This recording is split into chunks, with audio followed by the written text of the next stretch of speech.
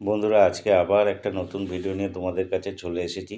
আজকের ভিডিওতে আমরা শিখব লাইলিংয়ে কী করে ব্লাউজ কাটতে হয়। তো চলো বন্ধুরা, শুরু করা যাক। নমস্কার বন্ধুরা, আমি বিকাশ আর তোমরা দেখছো বিকাশ ডিজাইনার ইউটিউব চ্যানেল। বন্ধুরা, এখানে দেখো আমি লাইলিংটাকে ইস্ত্রি করে নিয়েছি। লাইলিংয়ের এই দিকটা হচ্ছে আমার ফোল্ডের দিক, আর এই পাশটা হচ্ছে আমার খোলা সাইড।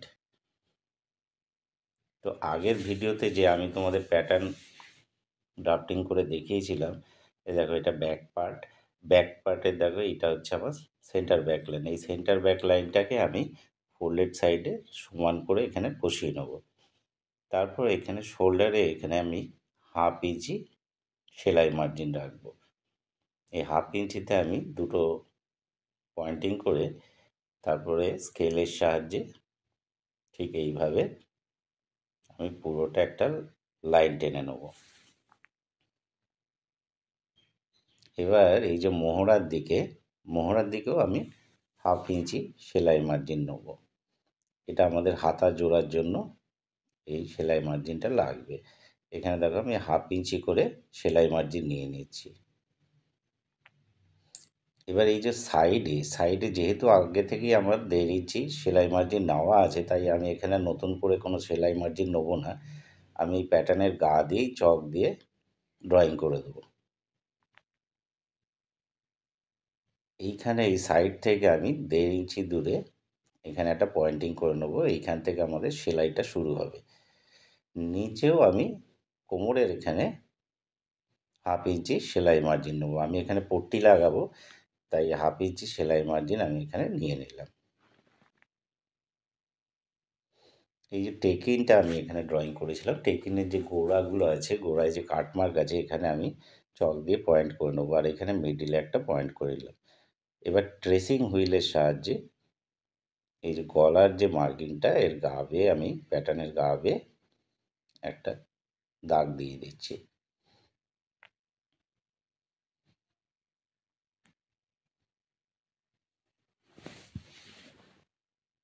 এই যে গলায় যে দাগটা দিলাম ট্রেসিং হুইল দিয়ে, এইখানে আমি গলাটা ড্রয়িং করে নিলাম। এবার এই যে এই অবধি আমার টেকিনটা হবে নিচে। এই টেকিনের প্রথমে মিডিলের এই লাইনটাকে এইভাবে টেনে নেবো, তারপরে দুটো সাইডে দুটো লাইন টেনে টেকিনটাকে ড্রয়িং করে নেবো।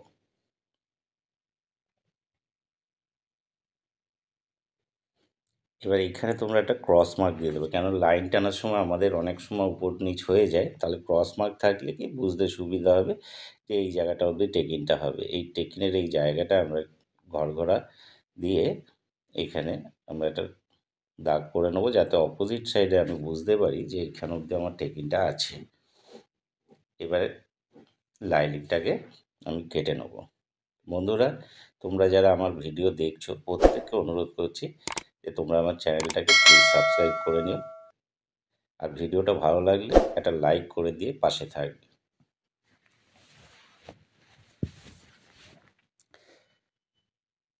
এবার কিছু আমরা কাটমার্ক দিয়ে নেবো। এই দেখো টেকিনের গোড়ায় এই যে তিনটে টেকিনের যে লেগগুলো আছে, এর গোড়ায় আমি কাটমার্ক দিয়ে নিলাম। এতে আমাদের সেলাই করার সময় যেমন সুবিধা হবে, প্লাস অপোজিট সাইডে যখন টেকিনের দাগটা তুলবো তখনও আমাদের সুবিধা হবে। গলার এখানে উপরে শোল্ডারে আমি একটা কাটমার্ক নিয়ে নেব। তাতে কি হবে, যখন সেলাই করব তখন দুটোর মাপ সমান হবে দুদিকে। এবার সাইডে যে এখানে সেলাই করব, সাইড সেলাই, তার জন্য একটা এখানে কাটমার্ক দিয়ে নেব। এবার অপোজিট সাইডে ঠিক একইভাবে এই অবধি দেখো আমার টেকিটা ছিল, এইখানে আমি একটা পয়েন্ট করে নিলাম এইভাবে।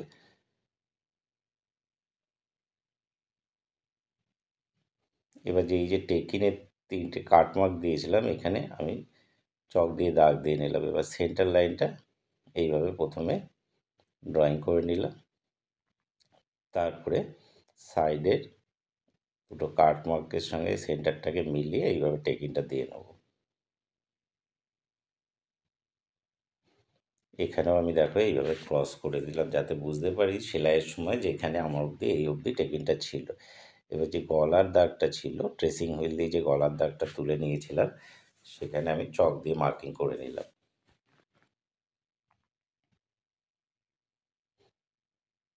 দেখো আমার এইভাবে পেছন পার্টটাকে পুরো কমপ্লিট হয়ে গেল। এবার পেছন পার্টটাকে আমি সরিয়ে রাখবো, ব্যাস ফ্রন্ট পার্টটাকে কাটবো। তো চলো বন্ধুরা, ফ্রন্ট পার্টের জন্য লাইনিং বিছিয়ে নিয়েছি আমি। এই সাইডটা হচ্ছে আমার, এদিকটা হচ্ছে খোলা দিক। এই খোলা দিকে যে কিনারি পাতটা আছে, কিনারি পাতটাকে ছেড়ে আমি একটা স্ট্রেট লাইন এইভাবে করে নেবো। তোমরাও যখন কাজ করবে, তখন চেষ্টা করবে যে কোনো কাপড়ের কিনারি পাতটাকে বাদ দিয়ে দেওয়ার।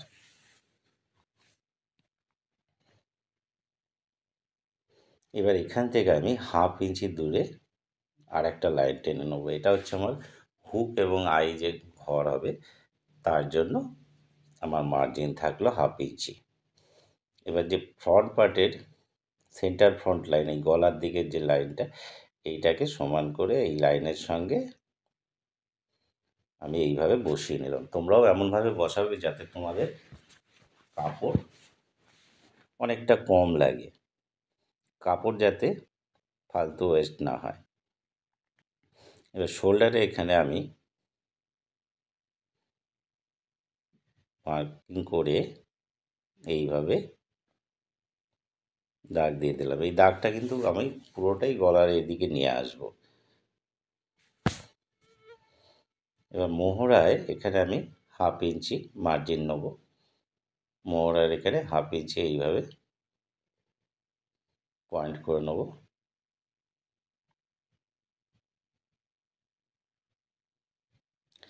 কোমরে আমি 1/2 ইঞ্চি মার্জিন নেবো। কোমরের এখানেও আমি 1/2 ইঞ্চি দূর দিয়ে পয়েন্টিং করে নেবো। কোমরে কিন্তু আমার পট্টি হবে। এই পট্টিটা জোড়ার জন্যই আমি এখানে 1/2 ইঞ্চি এক্সট্রা সেলাই মার্জিন রাখছি। এবার সাইডে যেহেতু আমি আগে থেকেই সেলাই মার্জিন নিয়ে নিয়েছি, তাই আর নতুন করে কোনো সেলাই মার্জিন নেবো না। এই প্যাটার্নের গা দিয়েই আমি চক দিয়ে ড্রয়িং করে দেবো।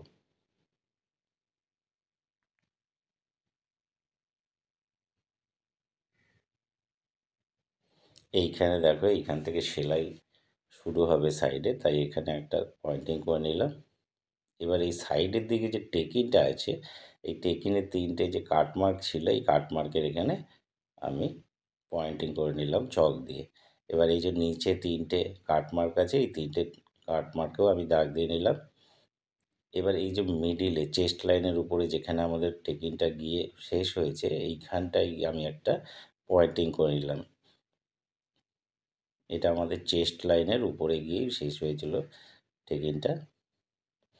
গলাটাকে এবার ট্রেসিং হুইলের সাহায্যে এইভাবে দাগ দিয়ে নেব, যাতে আমার দুটো সাইডেই এই দাগটা স্পষ্ট বোঝা যায়।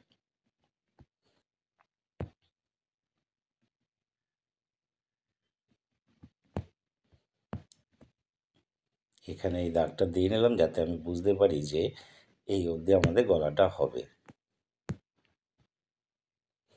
এবার দেখো, এই যে এইখানটায় চেস্ট লাইনের উপরে যে দাগটা আছে, পয়েন্টটা আছে, এখান থেকে আমি এরকমভাবে সোজা মিডিলের দাগটা টেনে নেবো। এই অবধি এইখান থেকে আমার চেস্ট লাইন গেছে। এবার কী করবো, এই চেস্ট লাইনের নিচে আমি 1/2 ইঞ্চির নিচে আর একটা পয়েন্ট করবো। তোমরা ইচ্ছা করলে 1/2 ইঞ্চি করতে পারো, আর একটু বেশিও করতে পারো, কিন্তু 1/2 ইঞ্চির কম করবে না। এবার এই 1/2 ইঞ্চির দূরত্ব থেকে আমি এইভাবে টেকিনের দাগগুলো দিয়ে নেব। এবার সাইডের যে দাগটা আছে, সাইডের যে টেকিনের পয়েন্টিংগুলো আছে, ওর মিডিল থেকে এই চেস্ট লাইনের উপর যে পয়েন্টটা, এটাকে মিলিয়ে একটা লাইন টেনে নেবো। এরপর এখান থেকে আমি 1.25 ইঞ্চি দূরে আর একটা পয়েন্ট করব। এই 1.25 ইঞ্চি দূর থেকে আমার টেকিনটার দাগ হবে। তোমরা ইচ্ছা করলে আরেকটু বাড়িয়ে নিতে পারো। এবার আমার সব মার্কিংগুলো হয়ে গেছে, এবারে ওটা আমি কেটে নেব। তো বন্ধুরা, তোমরা যারা আমার ভিডিও দেখছো, প্রত্যেককে আমি অনুরোধ করছি, প্লিজ তোমরা আমার চ্যানেলটাকে সাবস্ক্রাইব করে নিও। আর ভিডিওটা ভালো লাগলে অবশ্যই একটা লাইক করে দেবে। দেখো, এইখানে গলার এই যে দাগটা দিয়েছিলাম, এইখানটা আমি একটা কাটমার্ক দিয়ে দিলাম। তাহলে সেলাই করার সময় আমার সুবিধা হবে যে ওই অবধি আমার গলাটা হবে। টেকিনের এই কোমরের টেকিনের নিচেও আমি কাটমার্ক দিয়ে নিলাম।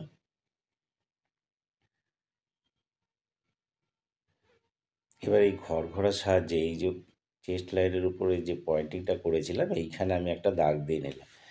তাহলে কী হবে, যখন আমি অপোজিট সাইডে ড্রয়িং করব তখন আমার সুবিধা হবে বুঝতে যে আমার এই অবধি টেকিংগুলোর দাগ আছে। এবার এই সাইডেও আমি কাটমার্ক দিয়ে নিচ্ছি। এই কাটমার্কগুলো থাকলে কী হবে, যখন আমি সেলাই করব তখন আমার সেলাই করতে খুব সুবিধা হবে। দুটো টেকিনই, দুদিকের টেকিন আমার ঠিক একইভাবে হবে। এইখানেও দেখো একটা কাটমার্ক দিয়ে নিলাম, এইখান থেকে আমার সাইড সেলাইটা শুরু হবে।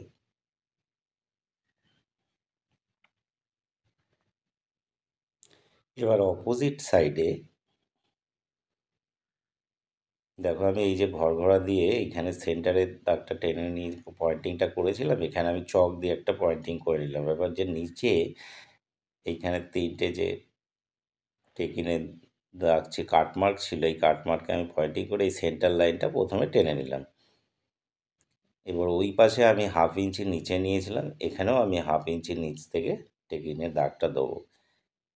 এই 1/2 ইঞ্চির নিচে আমি একটা পয়েন্ট করে তারপরে এইভাবে টেকিনের দুদিকের দাগটা দিয়ে দিলাম। এবং সাইড টেকিনটা দেওয়ার সময় সেমভাবে সাইড টেকিনের এই দেখো এখানে কাটমার্ক দিয়ে নিয়েছিলাম, আমার এইখানে 3টে পয়েন্ট করে নিলাম। এই উপরের দাগটা থেকে এইখানে সোজা একটা দাগ টেনে নেবো প্রথমে।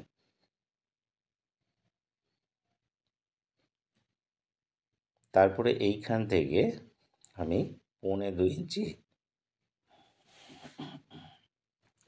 1.25 ইঞ্চি দূরে একটা পয়েন্ট করে তারপরে এইভাবে টেকিনটা দিয়ে নেব।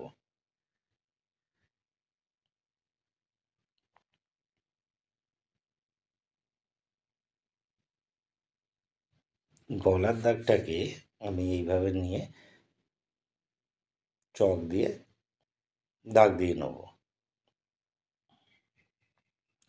এবার তোমরা একটা কাজ করবে, দেখো পেছন পাট যেহেতু আমি আগে কেটেছি, পেছন পাটের যে শোল্ডারের দিকটা মোহরার দিক থেকে মিলাবে, মিলিয়ে তারপরে যে গলায় এখানে কাটমার্কটা দিয়েছিলে এইখানেও কাটমার্কটা ওইভাবে তুলে নেবে।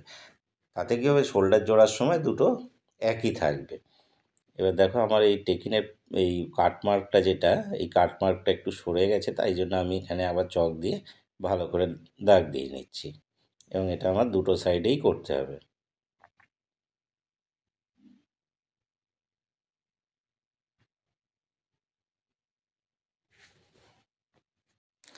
এবার আমার লাইনিংয়ের কাটিং হয়ে গেছে। এবার চলো আমরা মেন কাপড়ে এই লাইনিংটাকে রেখে মেন কাপড়টাকে কেটে নিই। মেন কাপড়টা আমি এইভাবে পিছিয়ে নিলাম। এবার এই যে আমার ফোল্ডেড সাইডের দিকে এই ব্যাক পার্টটাকে এইভাবে রাখবো।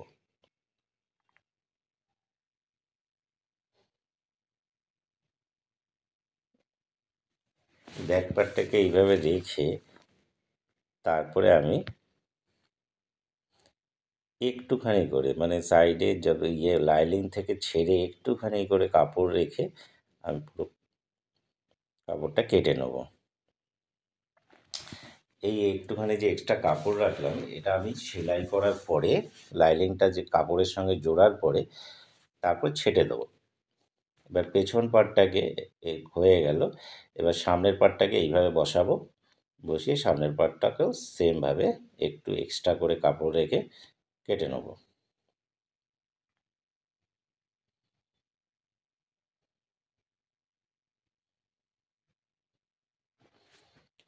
আমাদের দুটো পার্টই কাটা হয়ে গেছে। পরের ভিডিওতে আমি এটা কিভাবে স্টিচ করতে হয় সেটা তোমাদের দেখিয়ে দেবো। এক্সট্রা যে কাপড়গুলো আছে সেগুলো রেখে একটা কাপড়ের টুকরো দিয়ে এইভাবে বেঁধে নিলাম, নিয়ে এবার এটা রেখে দেবো যাতে কোনো পার্ট আমার হারিয়ে না যায়। তো বন্ধুরা, এই ছিল আমার ভিডিও। দেখা হচ্ছে আগের পরের ভিডিওতে। সবাই ভালো থাকবেন।